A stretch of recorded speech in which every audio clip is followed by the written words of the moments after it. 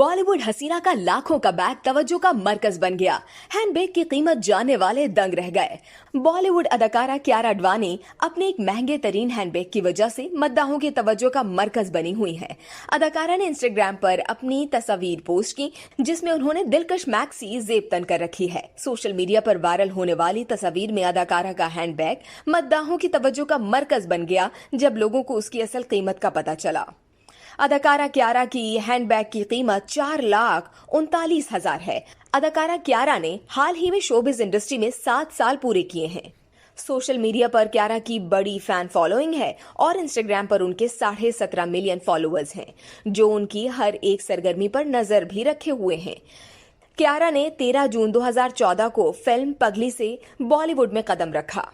याद रहे कि बाद में कियारा ने MS Dhoni, Kabir Singh, lust stories, good news और अंधों की जवानी में अपनी दमदार अदाकारी के साथ इंडस्ट्री में खुद को साबित किया।